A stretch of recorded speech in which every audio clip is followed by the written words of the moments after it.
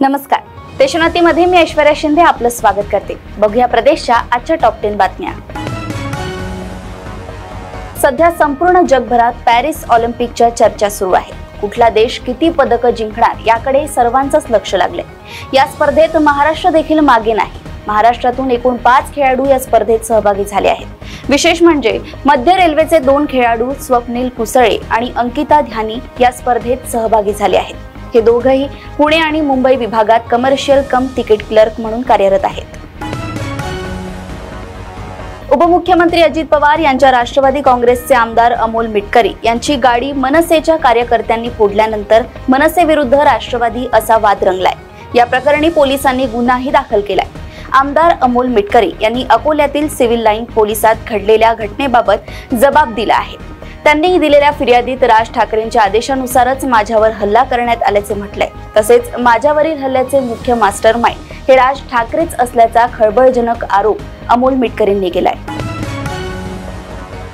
शिवसेना ठाकरे गट आणि भाजप गेल्या काही दिवसांपासून आमने-सामने आहेत। त्यातच शिवसेना नेते उद्धव ठाकरे आणि भाजप नेते देवेंद्र फडणवीस एकमेकांवर व्यक्तिगत हल्ले करताना दिसून येत आहेत। आज पुन्हा एकदा उद्धव ठाकरेंनी देवेंद्र फडणवीसांवर जोरदार निशाणा साधला। आदित्यला तुरुंगात टाकण्यासाठी देवेंद्र फडणवीस कशा प्रकारे डाव खेळत होते हे मला अनिल देशमुख यांनी सांगितले। आता एकतर तू राहशील नाहीतर मी राहील अशा शब्दात उद्धव ठाकरे यांनी फडणवीस यांच्या विरोधात दंड ठोपटले आहेत।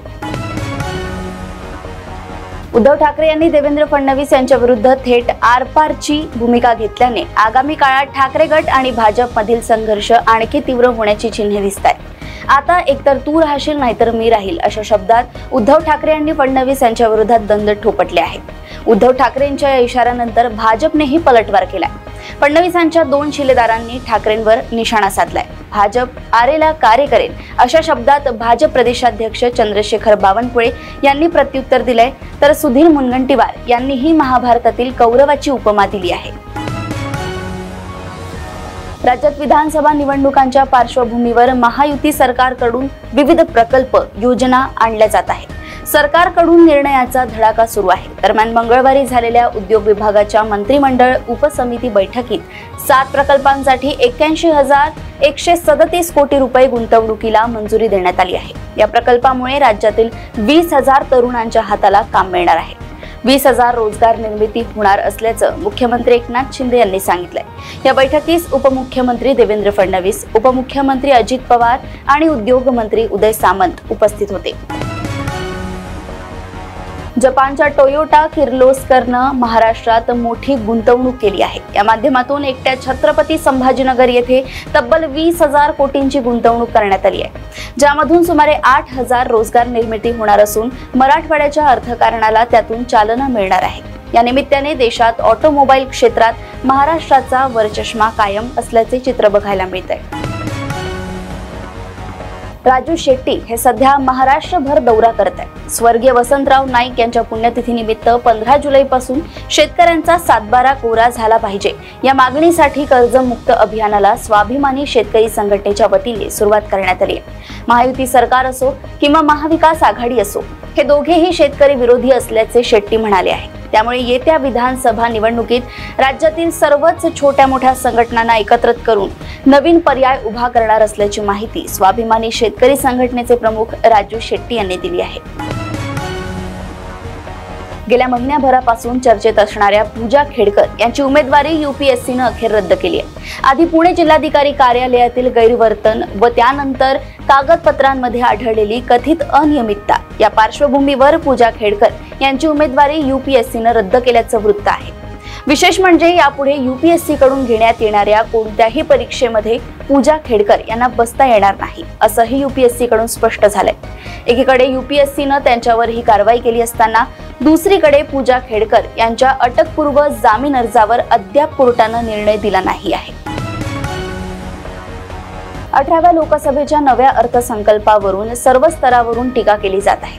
आता यावरून केंद्रीय रस्ते आणि वाहतूक मंत्री नितीन गडकरी यांनी अर्थमंत्री निर्मला सीतारामन यांना पत्र लिहिलंय।